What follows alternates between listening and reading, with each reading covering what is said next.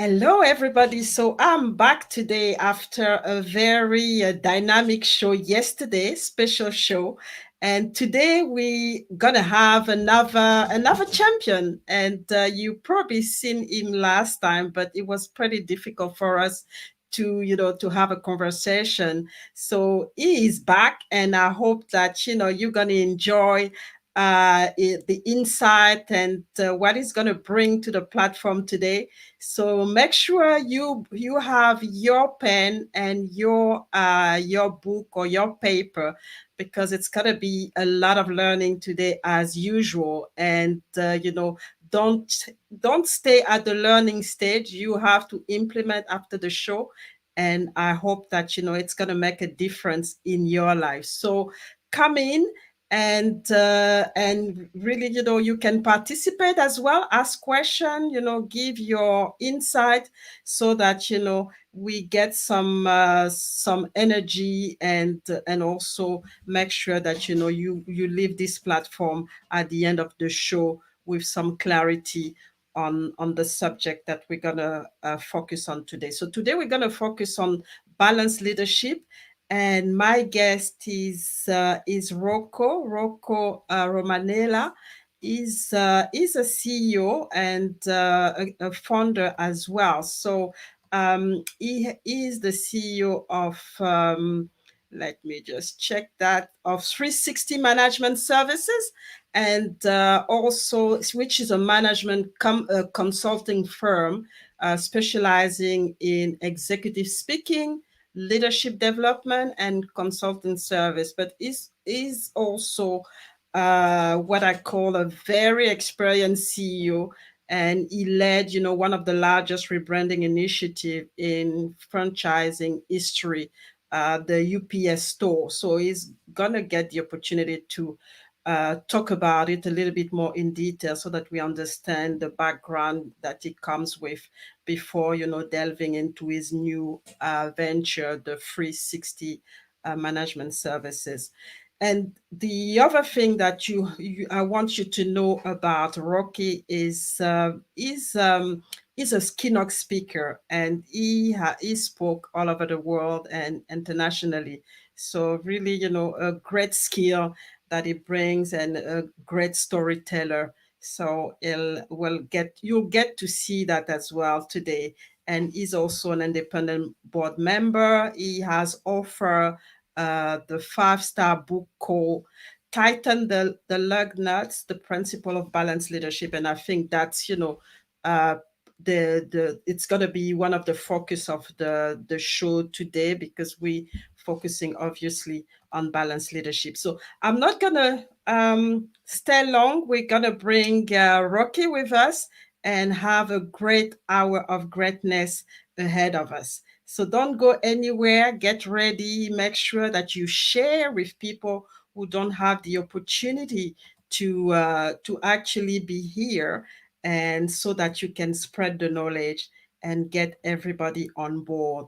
So let's start, and I'm bringing Rocky with me after this clip.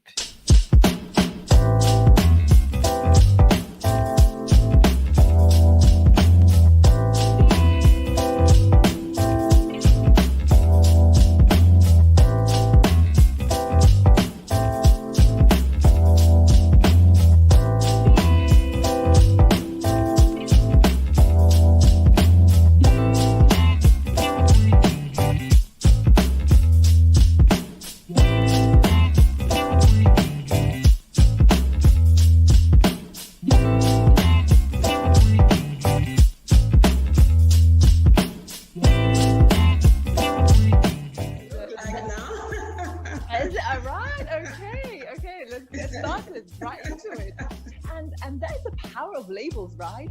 On memories.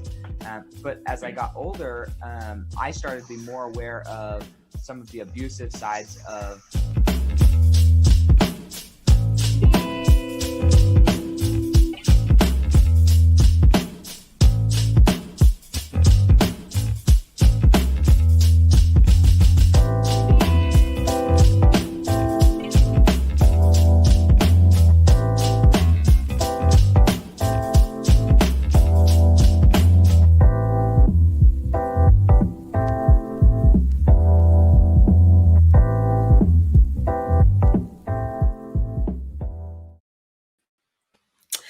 we are here. Hey, Rocky, welcome again to the Greatness Engineering Hour show. It's such a pleasure to have you back and be able to have a great conversation on leadership because I think that's one of the key things, right now with what's happening. That's actually quite a focus, for us to understand what kind of leadership should we adopt to be able to still be competitive and to manage through all this uncertainty and all the the obstacles and the challenges that we are faced with the pandemic and with a lot of other things. So let's have this conversation well, well weighted, and really wanted to you to introduce yourself to the audience and let us know, what are the key things that you've done so far, and how you managed to come now and focus most of your work on leadership. Well, it's a great to be back on the show, and hopefully we can get this technology to work for us this time. But it's a pleasure to be on the show, and certainly a pleasure to speak with you and Mhm. your audience. So, just quickly from a background perspective, I spent 36 years at UPS, a worldwide logistics and package delivery company. Actually started my journey right from the bottom. I was a part-time person working my way through college and unloading trailers. And I actually went to school to be a high school history teacher and a baseball coach. And Wow. what I recognized and realized was that the best leaders who I saw, engaged with, and got a chance to observe as I was working part-time were those people who could get their people to connect the dots, that could get their people to understand what roles they played and what they were doing, why it was so important. And so for me, I took a step back and said, you know what? I could do this because my passion was coaching and teaching, and I felt like great leaders are coaches and teachers. And so I never gave up my passion of coaching and teaching. I just did it in a different classroom. It was in a business setting versus a classroom setting. UPS also had a promotion from within policy, which I took advantage of. And the biggest thing that helped me during that whole process and through that journey was two things my dad told me when I first took the job, June 15th, 1976. So you can do the math and figure out the age there. But he said to me two things. He said, whatever they ask you to do, say yes and thank you, and then learn your job and learn some more. And his point there was the day you think you understand things, everything, the day you think you're the expert on something is the day that people are passing you by, the world's passing you by. And so I never lost sight of that. And so as I got tapped on the shoulder by UPS to do different things, I could always hear my dad saying, hey, whatever they ask you to do, say yes and thank you.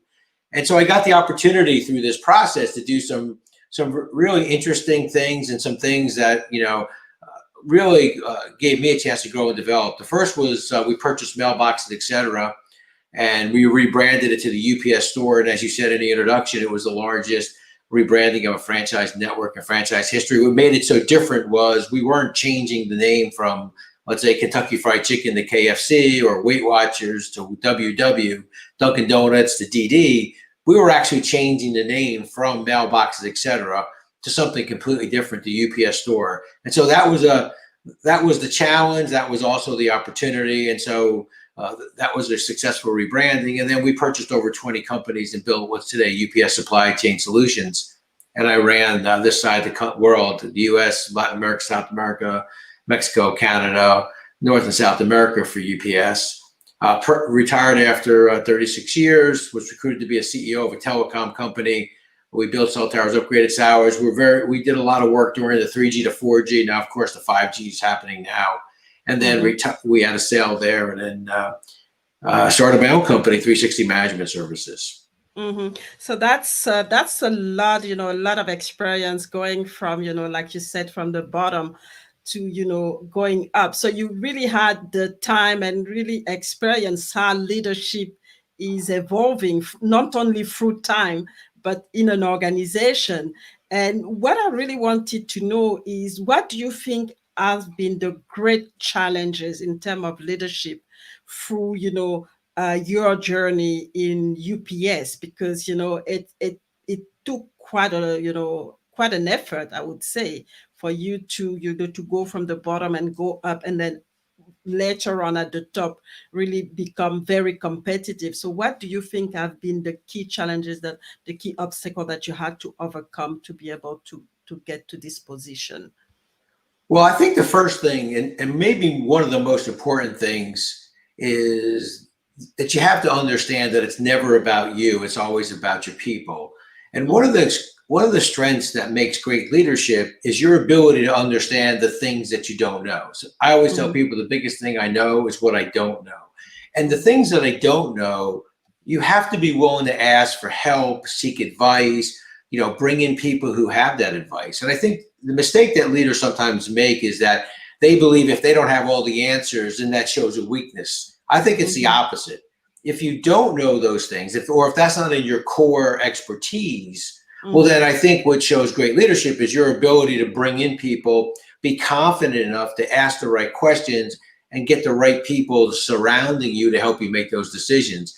And so, for example, I had no franchising experience. And Mm-hmm. when, UPS tapped me on the shoulder and said, "Hey, we purchased mailbox, et cetera, we purchased a franchise, or, we think this is a great opportunity for us and you and the franchise network."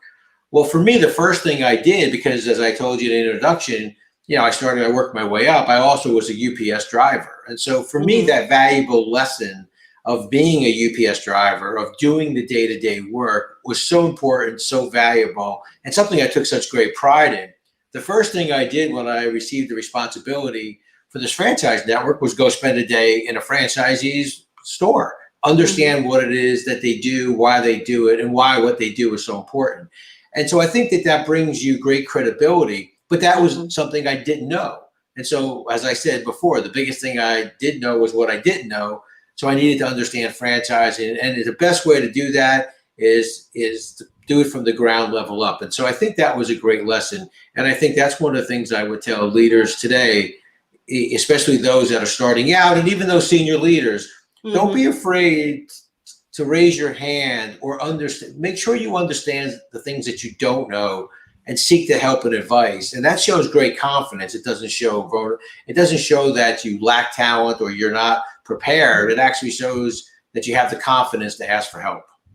Mm-hmm, mm-hmm. And that's sometimes, and you're right to point it out, because that's sometimes the challenge for a lot of leaders, because they especially, I mean, they think that because they are the leaders and people look to them, they have to find a way to always find a solution themselves, which is not, what is expected. At the end, you really want people to help you. You have the vision, and you help people to actually, realize this vision, but you always have to go and understand, what are the gaps and where you need help, so that you can move forward and be able to accomplish this vision. So very, very powerful things to say. But right now we kind of, when we look everywhere, there's kind of a lot of challenges, and I think a lot of people are actually pointing out to the kind of leadership that, that we I mean, a lot of the leaders are adopting. So what do you think can help us in this, in this atmosphere where there's a lot of disruption, volatility, ambiguity? There's no way you can, plan ahead. Nothing is linear. So how do you navigate through that to be competitive and still, have a right to live as an entrepreneur and have, some market share at least. Well, I think there's a couple things that are very important. And I think they're important not only in these difficult times, but also in your normal day-to-day times. And I think the first Mm-hmm. thing is, I think it's important to understand, as you look at your business or you look at what you're trying to accomplish, you need to put things in two categories: nice to do and need to do. And so Mm-hmm. it's always important to know what are the need to do things that are so important to our business and what we're trying to accomplish. The nice to do things are nice to do, but when you get in these difficult times, you need to really understand what are the need to do things and what are the things I really need to work on and make sure they get done. The Mm-hmm. second thing I would say is that I think it's important to not let your highs get too high and your lows get too low. because that's an emotional roller coaster that as leaders and as individuals we're riding through. And even in good times, don't let your highs get too high, because it's a roller coaster, right? It's an emotional roller coaster that, hey, you may be on the top of your game right now, but you're gonna have that kind of fall, or you're gonna have that downtime as well. And so it's how you handle those two things are not only important for you personally, for your mental well-being, and it's also important for the organization, right? Because they're looking at you to be that steady person. So don't let your highs get too highs and your lows get too lows. And then the third thing I would say is, I talk a lot about it in my book, Tighten the Lug Nuts, and it's also where the title comes from. Loose lug nuts are important, or the kind of nuts that hold the wheels together. Well, they're important when they're loose. You can quickly tighten those lug nuts. But if you don't quickly tighten those lug nuts and you get distracted, or you're working on a nice to do thing versus a need to do thing, well, next thing you know, a couple of days from now, those loose lug nuts become a wheel potentially coming off. Well, now you've just taken an important thing. When they were loose, they were important because they could quickly have been tightened. But now you allow them to become urgent. You can only handle so many urgent things as a leader, both in your personal and professional life. So you want to tighten those lug nuts. Don't allow important things to become urgent. I think that's so important as well, because when you have so many important things to juggle, or urgent things to juggle, what ends up happening is you get overwhelmed. And now something falls between the cracks. And so the three things quickly would be, I would say, make sure you understand the difference between what's important, what's important, what's nice to do and need to do. Don't let your highs get too high and your lows get too lows, and tighten your lug nuts. Don't allow important things to become urgent. I think those things will help you navigate through these difficult times, but also through any other time in your life, both personally and professionally. So that's fantastic, and sometimes, like you said, we don't know how to make the difference, and we mingle everything, and what's very important gets lost into it, becomes very urgent, and we don't have time to really strategize and do anything, and it becomes a problem for us to really stay relevant and competitive.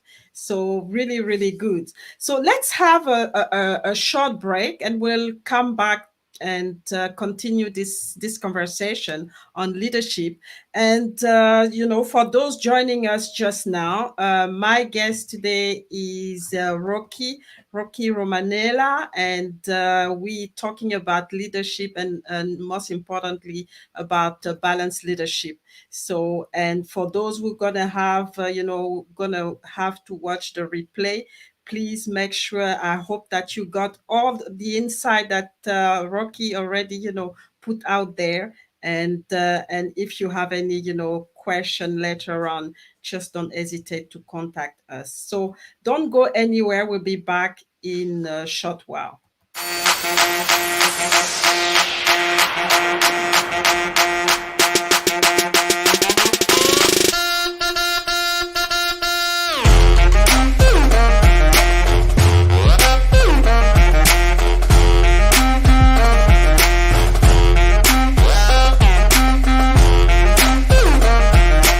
So who is Joe Scafone? So that's my legacy story. I think leaders need to be thoughtful. Doing the right thing because it's the right thing to do.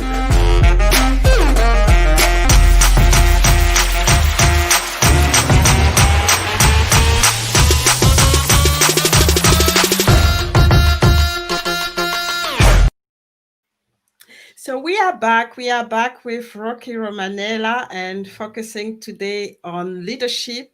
And I've seen that, you're doing a lot of work on balanced leadership. So just wanted to ask you, what is balanced leadership? Well, thank you for asking. So for me, balance is such an important element. Certainly, you don't want to be swinging as a person and as an organization left and right, because it's difficult for your people, right? If you think about it, the early adopters, you're going, every day you come up with a new idea, they're trying to please you. And so they're kind of bouncing around almost like a pinball, because, they're the early adopters and they can't wait to get involved and start doing things. Of course, you have a group of people on one side, the other side of the organization that are just going to wait you out and say, don't do anything. He's going to come up with a new idea soon. then of course the people in the middle. And so for me, that balance is so important. And so I've always kind of focused on being a balanced leader. And for me, that balanced leadership and the ability not to swing side to side and up and down and move too quickly in either one direction comes with the understanding that as I'm making decisions, or as we're making decisions as an organization, there are three key constituents that should always be represented in the decision-making process. The first is our customers. And so I say we need to think like a customer. The second is our people. We want our people to feel like valued individuals, but we want to act like an owner in all the decisions that we make. And so quickly, a good example would be if there's a new product or service that we want to bring to market and you're sitting at a meeting, well, generally the sales and marketing team are going to present to you a really deep, understanding of why you need this new product, how it fits in the marketplace, how it fits in your portfolio. And so there's a good representation of why that's an important product. And you're sitting there thinking, okay, the customers are well represented in this process. Of course, the CFO, he or she's sitting there and they're looking at the price point and looking at the revenue and looking at the number of units needed to be sold. And they're sitting there excitedly saying, yeah, you know what, at this price point, we think that the market will bear us the ability for us to sell that number that we need. We can make money on this. This is a good product for us at this price point. So now the share owner stakeholders represented. So before the decision's made on going forward, I would stop and say, well, how about our people? Our people weren't represented in this discussion. What's the training that they need? Do they understand why it's an important product? What role they play in that product? How do we handle a service disconnect? So we would want to make sure that our people are represented. And so once all three constituents are represented in that discussion, then you know that the three key constituents are there and your customer, your people, shareholder, stakeholders are represented.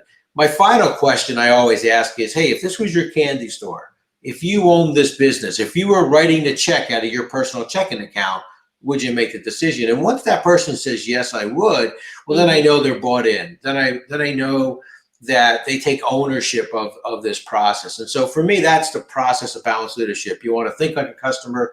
You want your people to feel like valued individuals, and you want to act like an owner in all the decisions that you make. And you try to drive that vision. You try to drive that thought process down through the organization for all that are in your care inside your organization. So that's a balanced leadership approach.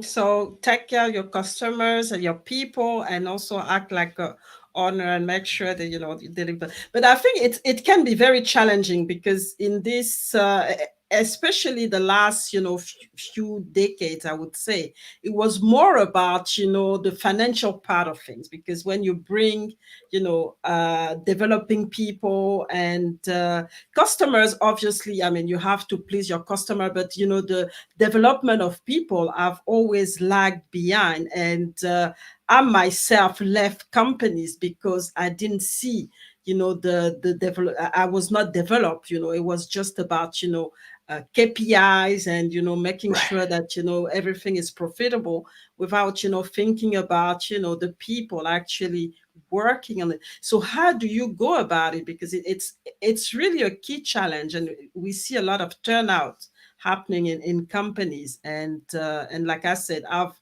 left several companies because of that. I basically had to leave because I didn't see the care for the people happening.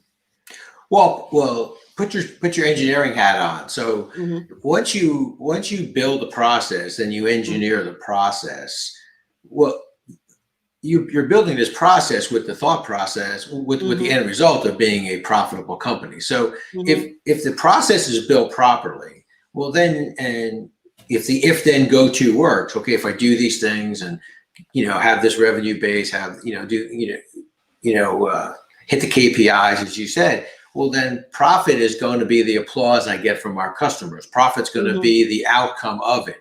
So then if that's the case and you've engineered it properly, right? Well then what happens is the two areas you have to focus in on isn't profit, because profit's going to happen by design of your process. Then what are the key elements? Well, it's customers and people then. So, and you think about it for a second, the customer side, you go after through sales, whether it's organic, whether it's an acquisition, you're going to drive revenue based on your process to get revenue. You're going to look at your funnel, all those things. Well, then the most important step then is the execution. The execution comes from people. And I think that's what sometimes has been missed. When companies talk about their assets, to me, the most important asset you have in an organization is your people, because they're the closest to your customers, and they're executing on behalf of your organization, which is gonna lead to profitability or financial strength. So I think the key then becomes your people, right? If you take care of your people, and they understand. And so when you think about a process that you've designed, or think about how you've engineered things, well, all of us can sit there through our engineering backgrounds and through, I spent many years at UPS as one of the heads of industrial engineering. You can figure all those things out, and you can build a really great process. The key is, can you communicate that process to your people? Do you understand what role they play in that process? And can they execute that process? So to me, it always gets down to people, because they're going to execute. They're going to, they're the brand. They're the closest to the customer. They execute your brand promise. So I think to me, that's the most important aspect of all of it. Is you start with a good engineering process. You take the time to understand it. Then once you've engineered it, then you kind of work you leave that there, because if it's done right, you're going to hit the profit numbers. Now the two important are customers and people. And yeah, and I know, because like we said, I mean, people leave, they leave because because the leaders are lacking this attention to people, and more than anything. And it's important that we understand, like you said, that the key assets that we have in a company are people, because if you don't have your people, then it becomes difficult at the execution stage to actually deliver. And that's very important. But another thing that I really wanted, because we have several type of leadership. We have transformable leadership, all kind of leadership.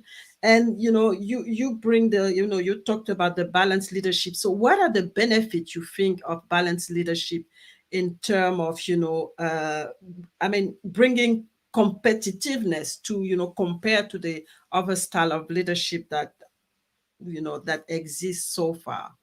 Well, I think one of the for me, as I sort of kind of develop this balanced leadership concept over time, and specifically my process, which is customers, people, shareholders, stakeholders.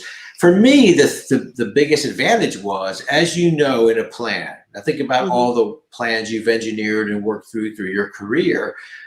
When at the end of that planning process, you believed in your heart of hearts that, okay, this is a good plan. It could work. If we execute, it could work. But unfortunately, there are unintended consequences that happen. That it could be a great plan. It could have had all the opportunities to be successful, but unfortunately, there are some unintended consequences that may happen as you start to implement that plan. For me, the balanced leadership approach helped me kind of flush out some of those unintended consequences before they happen. So my plan was only focused on profit, for example. Some of the unintended consequences may be people skills, training that they may have needed that I missed because I didn't include them in my thought process. I was so focused on profit. Could be customers, right? My plan was so focused on customers, winning new customers, that I lost track of the fact that, well, you know what? Some customers are more profitable than other customers, but I just went and got all customers. So I think that the balanced leadership approach, besides staying in balance, making sure that all the constituents are represented, more often than not, help me identify potential unintended consequences before I began the implementation, or at least identify these could be the unintended consequences of this plan. So I was prepared if that came up. Wow, this is unintended consequences. This is taking me off track a little bit. Okay, I kind of knew that this is a potential that could happen. I was more prepared to handle the unintended consequences. That to me was one of the most significant things that came out of this balanced leadership process that always made me feel more confident in the plan, because I was prepared for the unintended consequences. So yeah, and that's one thing. But do you have like a framework, a particular framework that you recommend, as part of this process of balanced leadership that people, have to follow to make sure that it is implemented, in the right, they implement it in efficiently, basically. So, Yes, I do. That's a great question. So I'm a process person, similar to you, right? It's the engineering way you do things, right? It's all about the process. And frankly, process holds together everything you're trying to accomplish. It gets you to consistency. We talked about KPIs. Well, the consistency in hitting your KPIs is by having a good process. And so for me in the book, we talk a lot about, the chapters. So the book, the way it's written is a story, but each chapter stands on its own. And so, for example, the chapter on thinking like a customer lays out the 7 steps I take when it comes to, okay, we're going to build something. Okay, I have 7 questions I ask about the customer. Who's the customer? What are we trying to accomplish? What are the KPIs? What keeps them up awake at night? So that takes me through a very specific process that I use when it's talking about the customer. Making our people feel like valued individuals. There's a process they go through for that.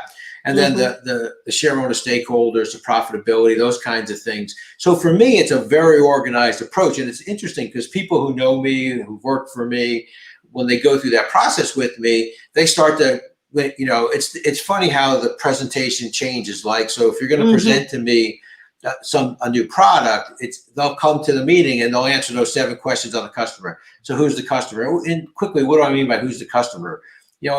I went through some processes, like, for example, we're building a new supply chain for a healthcare company, and you say, sitting there at a board meeting or a senior executive meeting, and you say, I always start off with who's the customer. And it's funny because everyone will have that kind of nervous smile and be like, yeah, okay, it's a customer. We know who our customers are. And I'd say, I know you know who your customers are, and I'm not trying to be disrespectful or flippant, but we have to first establish who's the customer. So I'd say, okay, well, who's your customer in this particular, process that we're trying to solve or problem solve for? Well, a third of the people would say, well, it's the doctors. They prescribe our medications. They're going to sell our drugs. Okay. The other third would say, no. It's the distribution channels. It's CVS, Walgreens, it's the drug companies. Well, the other third looks at the other 2/3 and says, well, wait a second, isn't it the patient? So if you think about it, if who is the customer in everything you do, you have to clearly identify who's the customer. Because if you think about it, if the customers are a distribution channel, well, then you can be 99% on time and really have a good KPI. But if you're solving for the patient, you don't want to be the one patient that didn't get your drugs. Yes. So it completely changes that, whether it's in, take a franchising scenario. Some people would say, if you're sitting in that meeting, well, it's the area franchisee, it's the corporate office. Oh, isn't it the franchisee? And then some people would say, well, wait, isn't it the customer who walks in the door to purchase a product or service? So sometimes it isn't always the obvious, but I think that's the first step, for example, for me is who's the customer? What are we solving? And then the second question, well, what are we solving for? Then you start to build a KPI. So, and then one of the questions I think is most important, what are the things we won't compromise? Because as you know, the customers will move you to a certain point, right? They'll keep moving you. So you're doing a great job. They like your solution. Well, can you do this? I remember we were doing a reverse logistics on a healthcare customer, and it was taking product that was used maybe in a surgery or by the patient, and then we were doing the return logistics. Well, they look at us and say, well, can you sterilize the product? Well, now some people in our group are like, yeah, wow, we can get deeper and wider with a customer. It's a great opportunity for us to do more with a customer. That's when you got to stop and say, no. We remember the question of what we won't compromise. We're not going to do that. That's not in our area of expertise. And so you clearly have to understand who you are, what you stand for as an organization, but what are the things that you won't compromise? Could be safety, it could be, in that case, it was safety. Think about what's coming out now from the pandemic, right? Safety is going to be a big thing. The protocols for eating in a restaurant, the protocol for distancing, the protocols for masks. We've always thought about health and safety from our people are safe, lifting and lowering injuries and accidents. But now you have to add the protocols that happen for not only your employees, but your customers, because your customers aren't going to interact with your business maybe if they don't feel safe. So. So that's very important to have this framework, because like you said, we can easily start to design things that has nothing to do with the target market that we really want to sell it to. So that's very difficult. And I have a question from Liliane. Liliane is watching from Switzerland, and she's saying that a framework will help, but I think each situation, company, and culture also matter. And do you agree with that, Rocky? Oh, yes. I think the key is, yeah, that's a great question, because I think the framework is what helps you begin the process and work through the process. But clearly, it's your company culture. It's who you are. That's why I said the three key questions that you have to know about yourself as a leader, but also about your organization. Who are we? And then the second question is, what do we stand for? But most importantly is number three, which is the one you'll get challenged on. What are the things that we won't compromise? And I think that that's what's so important, because you can build a good process. You can understand a market you're going after. But what you have to understand are, what are the things that we won't compromise? I know when we first started getting into, when I was with the telecom company, and you started to get into the 3G to 4G, and then the 4G to 5G, but the 3G to 4G was tower climbing. And so that was a great piece of business for us. We were new to that piece of business. And, I was sitting in a meeting and we were talking about what are the things that we won't compromise. Of course, everybody will give you the obvious: service, on-time performance. At some point, you got to look and stop and say, no, isn't safety? We have to clearly understand the rules and regulations for climbing. We can never put our people in harm's way. We need to make sure that they're trained completely. And then we all have to look around the room and say, if we're not allowed to climb a tower past X amount of, let's say, miles per hour wind, well, we may be saying to a customer who's putting some pressure on us, hey, we got to get this done, saying, well, you know what, we're not going to climb today because of this. Well, we have to all look around and say, hey, safety is not something we're going to compromise. And so we have to all be in agreement that we may be picking up the phone and calling a customer who really wants us to get done or needs us to get done. That we have to be people of our word and say, you know what, we're not going to, we're not going to violate a safety protocol. That's really what she's asking, right? So that's part of your organization, because in that process, then you have to clearly understand, as an organization, these are the things that we won't compromise. These are the things that, for example, it could be people, hours of service, hours that they work. Hey, this is a really important job. But from a health and safety point of view, you don't really want your people working 24 hours a day, 7 days a week. At some point, that becomes a problem. So I think that understanding your culture and understanding who you are, what you stand for, and what you won't compromise as an organization is important, is paramount. But also you as the leader, what are the things that define you as a leader? What defines, who are you as a leader? What do you stand for as a leader? And what are the things that you won't compromise as a leader? That's a great question. Hope I answered that for her. Yeah, and then I hope that's cover it, Liliane. And you're right, the leader as well, because the company might have some culture, but does the leader really fit fit in this culture? Because he's going to be the one making the decision later on. So that's important. And I think I get here. Yeah, it's important to know why not to compromise, and if you want to go forward, and that's very, very important. Yeah. Well, I think the other thing it's really important, if you think about something you said a few minutes ago about the fact that you left an organization. Well, I would say that I'm not. Please, I don't know the circumstances. I don't I don't want you to think I know everything. But if you think about it for a second, I would say the reason why you left is because you didn't fit in that organization in terms of your values and your culture. So people say to me all the time, you were at UPS for 36 years. Well, I didn't agree with everything that happened at UPS. I didn't disagree enough to leave. I never felt that my values, my ethics, the culture was in conflict with UPS. They never asked me to violate a policy, do anything illegal. So even though every day may not have been a greatest day, I felt like I fit there. And I think that that's why when people go out and look for a job or start a new job with another company, that I always tell them, make sure that you feel like you fit there as a person, that your values, your ethics. Now, you're going to disagree with things, but never enough to leave because you feel like you belong there. When we were taking our kids to colleges, I tell, kids, when they go to visit a college campus, they know right away whether they fit there or not. Like they look around and like, yeah, I feel like I belong here.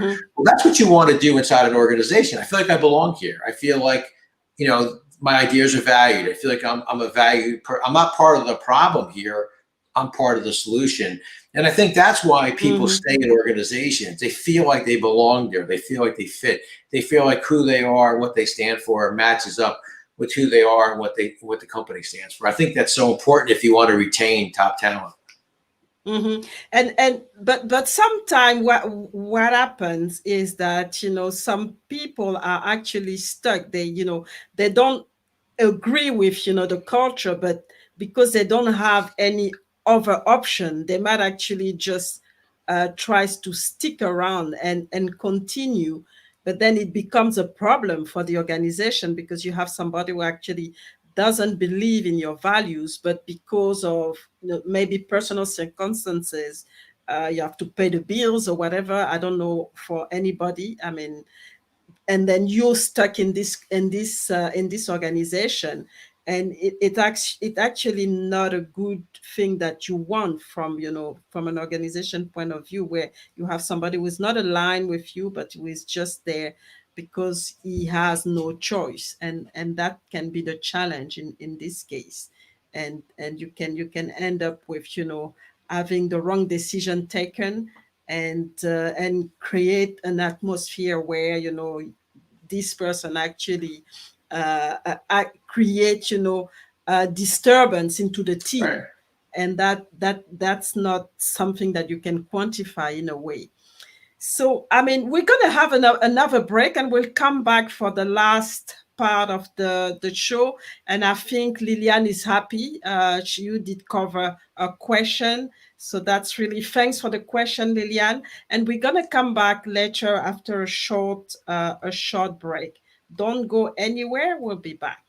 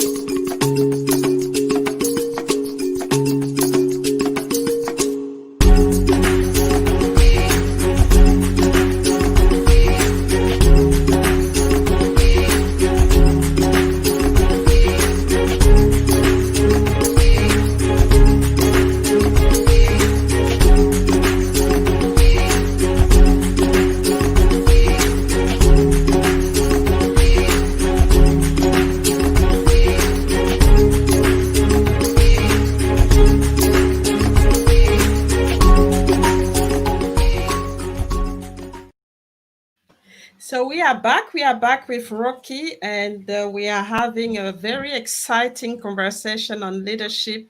And I wanted to ask you, Rocky, because I mentioned at the beginning. I mean, we're just in the middle of full disruption, uncertainty, ambiguity, volatility, you name it, everything. So what do you think, in terms of leadership, what do you think are the key things that we need to address to be able to at least, manage what's happening right now?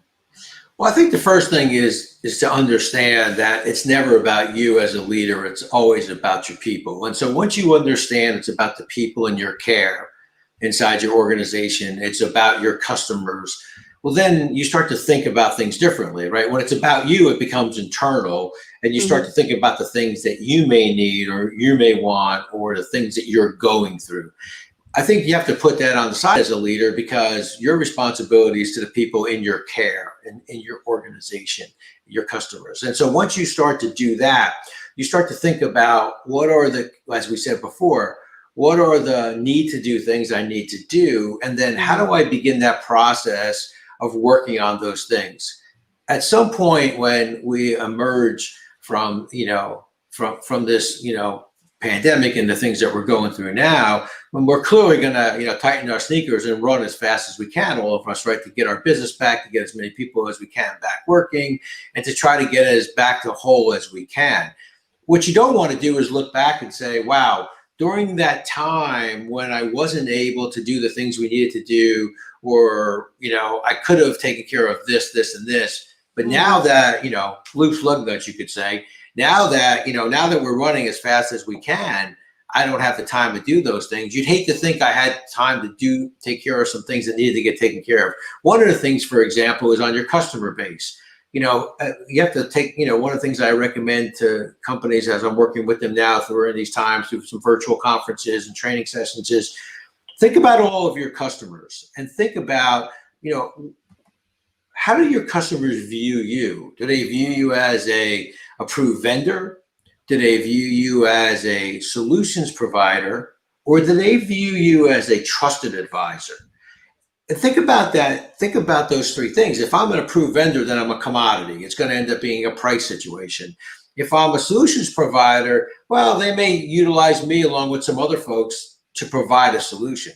But if I'm a trusted advisor, I'm starting to have conversations with them about how they're going to bring their companies back and how we can help them do that, which then helps me and us bring our company back. And so I think the key is, so I would say as as you're sitting there, if you're in sales or if you're in an organization, if you took and listed all your customers down one side and across the top, you had, approved vendor, solutions provider, trusted advisor, and started to think about each customer. Well, I got Joe Scafone shipping here. Oh, he's I'm an approved vendor to them. I've got Anthony's so-and-so.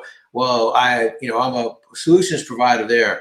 And I got Mary's widget company, but to Mary, I'm a trusted advisor. Well, what you want to do is understand, how do I move all my customers potentially to that trusted advisor? So now it's less about price. It becomes more about, our abilities to partner with them and be a strategic asset to them versus just an approved vendor or just someone that they use along with other people as a solution provider. So I think those are some of the things as we're beginning to start to understand how we move out of this situation that we're in and how do we get our companies going again.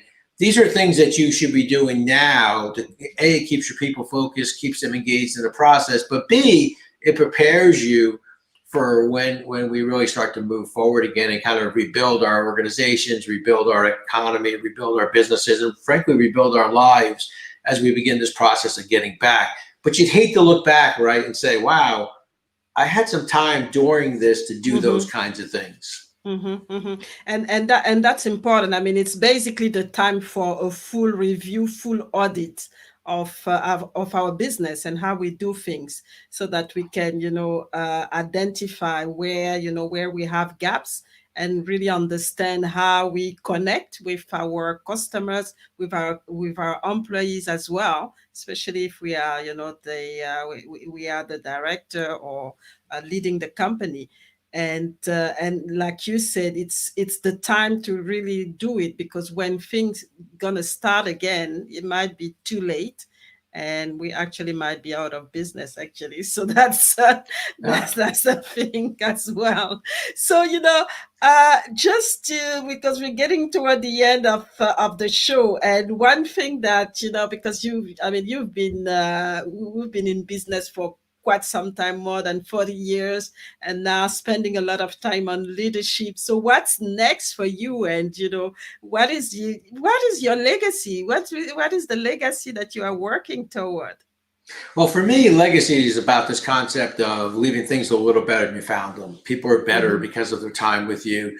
Your customers are better because of their interaction with your organization. So for me, the keynote speaking has been an important part of that, kind of legacy, to be able to, share with people the lessons I learned along the way and some of the experiences that I had. I will say it's been a little bit more difficult, obviously, with no conferences, but I have done quite a bit of virtual keynotes. So I've enjoyed those. It's a little bit, once you get through the understanding of Zoom and how to do those things, it really has been very, very rewarding, because you feel like you're helping people, especially at a difficult time. So I've enjoyed that. I've done quite a bit of leadership training where, for example, a company will call me and say, look, we have a weekly call with our people, but it's the same voice. It's one of us. So it'd be great if you could join that call and maybe talk about a specific topic or something in the book. So we've done that. I've done some what I call book reviews or lunch and learns, where people will call me and talk about a specific chapter of a book. And, it's great for me to discuss those things. But I think what they find, it's interesting for them, but it's also, it's kind of fun to have the author of the book talking to them. So that's been a lot of fun. So I'm trying to make sure that people clearly understand that I do this. It's kind of it's my style in my keynote speaking. It's the style of the book. But I think it's important that two key things happen: that people are not only educated, but they're entertained. Hey, look, we work hard enough. We go through a lot of difficulties in life. We should have fun while we're learning, growing, developing, and gaining results. And so I think for me, it's always important to have that education and entertainment kind of thing going. So I always like to, I think we should have fun as we learn, but more importantly, create those aha moments where you tilt your head and, it's not a bad way for me to look at things, or this is something I could do. So for me, that's what I've been working on through these difficult times. But I think it's important. I do enjoy, as much as I love the in-person, and I love being at a keynote, or I love being in front of a classroom doing the leadership training, I have enjoyed the virtual, because I feel like I'm bringing some energy, I'm bringing some enthusiasm, I'm bringing a different way for people to look at things through a difficult time. So that's been very rewarding for me. So certainly, and as you are in Australia and I'm in New Jersey, think about it. So we're communicating, and it can happen. So I know you have a worldwide audience. If there are opportunities that I can be helpful through a conference or a Zoom call, I'm all in for that. Okay, all right. I have a question for you, actually, from African Women Economic and Entrepreneurship Forum. And the question, if you had an opportunity to leave a legacy for the African continent, what would that be? And I hope you have, I don't know if you have any insight on the African continent, anything that you have to say about it. Well, I think the first thing is that, one of the things that you learn as you travel around the world is that the world is made up of wonderful people. They're made up of people with great skills. And I think that never lose sight of that. I think that sometimes we sometimes put, what's the right word? We sometimes are our own worst enemy, because we limit ourselves, For example, a good example is I work with a lot of small businesses, and we'll talk about, retaining top talent. And they'll talk about the fact that, we're competing against Apple and Google and some of those, some of the largest corporations in the world, Amazon. How do we retain and get that top talent? And it's funny, because one of the things that I always tell them is, be proud of the fact that you're a small business owner. Don't, because what they'll say to a potential person they want to bring on board is, we've got this, kind of compensation plan. But we're not Apple. We're just a small business. Quit saying you're just a small business. Business, yeah. Right. Without realizing, and I would say that same thing. There's great people inside of the African continent. They have great energy, great enthusiasm, and there's no substitute for heart. You can learn. You and I both learn some things in school, but think about all the things that we've learned from other people. Think about all the things that we've learned by trying. And so I think that that's what's so important, because that's when you start to kind of bring out that internal strength, the part of you that nobody really sees, the part of you that only you know about, right? How do I get that internal me, right? It's like a sports person. I remember my son's we're short little Italians, and my son was playing hockey, and unfortunately wasn't, wished he would have been taller. And I Mm-hmm. remember him saying, saying to him, looking at him saying, too bad your mom and dad are so short. We could have given you Mm-hmm. better genes, right? And he looked at us and he said, Dad, you gave me the best of all, which was heart. No one's Mm-hmm. ever going to outskate me. No one's ever going to outplay me. And I think about the answer to that question.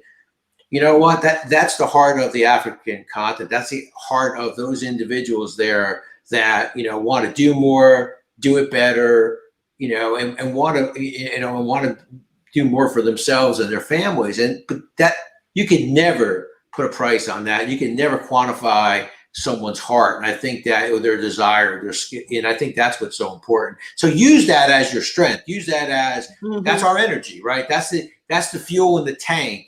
Is that heart that each of them has to make things better, to leave things. That's their legacy. Leave things a little better than they found them. Mm-hmm. Fantastic, very powerful. There's no substitute for heart. So we have a lot, the heart of the African people is big. So believe in yourself and really, go for it, because you are the leaders that you are looking for. So don't look outside. And I really love this statement. There is no substitute for heart. And I hope that you got inspired by this last bit, and also learn a lot from Rocky today. And I think we probably need another session, because there's so much there's so much to say. And I really want to thank you, Rocky, for coming back and for sharing your knowledge, your experience, and also be an inspiration to us today. It's been fantastic, and I really enjoyed this conversation. And I hope the audience also involved enjoy the conversation. And the thing that I really want to stress out to you, and it, don't leave anything on the table of life, and go and implement what was shared today, and share with other people, because some people couldn't make it. But it doesn't have to stop here. It doesn't have to stop at your level. Share with other people, so that they can, grow themselves as well, and get new knowledge, so that they can impact people in their environment, in their organizations, in their communities as well. So that's really very important to know. So before we leave, again, Rocky, any special message that you want to leave us with today? Yeah, well, thank you very much. I mean, one is if you would like to get in contact with me, the website is tightenthelugnnuts.com. After the book, we also have a website for our business 360 management services. So feel free to contact. I answer all the contact me questions. So if you have a question, or if you'd like to do something from a virtual perspective, absolutely would love to do that with you. The book is on Barnes and Noble and Amazon. So please feel free. And if I can help in any way, please let me know. And I think that the most important thing that I want to leave you all with today is that you are the architect of your own destiny. Mm-hmm. And never allow people to impact you more than you can affect yourself. So I think those are two key points, right? You're the architect of your own destiny, and never allow people to affect you more than you can affect yourself. Because at the end of the day, you're the driver of this high performance vehicle. You're the person that's going to make that difference. And when you look in the mirror at night, you may not have achieved everything that you wanted to achieve, but no one should it'll never be because of lack of energy, effort, and desire to do it. We're going to have those tough days where it doesn't always happen the way we want, but you got to be able to look in the mirror and say, you know what, I gave it my best. I made I made the name on the back of the shirt proud of me. And I think that's what's so important. So, God bless you, do the best you can. And you know what, you can just feel through your energy representing your audience. There's some great people out there that are going to do some great things. Mm-hmm. Fantastic. And it's just the message that we wanted to live with. And I hope I wish everybody a great end of the day. It's gonna be a great night for me, and a great day for you, probably, Rocky. And thank you so much again for what you brought to this platform. It's been amazing. So I will be back on Wednesday, and on Wednesday we're gonna stay in Australia, and we're gonna talk about immigration and how things are going for how the migration process is done. So it's gonna be very, very interesting as well. So thank you again, Rocky, and you take good care of yourself. And yes, so we anybody who wants to connect with Rocky, please, the website is there. If you want to buy the book, this is the website. So Tatan thelearnnuts.com. And then there's also, I think, a few other contacts. So on Instagram for their company's organization, 360 Management Services on Facebook, Twitter, LinkedIn, and Instagram. So thank you very much for those who've been able to join. And for those who are going to watch the replay, please don't hesitate to reach out to us and to reach out to Rocky if you need some clarification or if you need his services.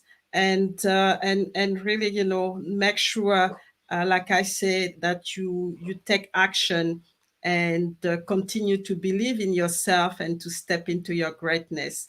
Thank you very much, and see you on Wednesday.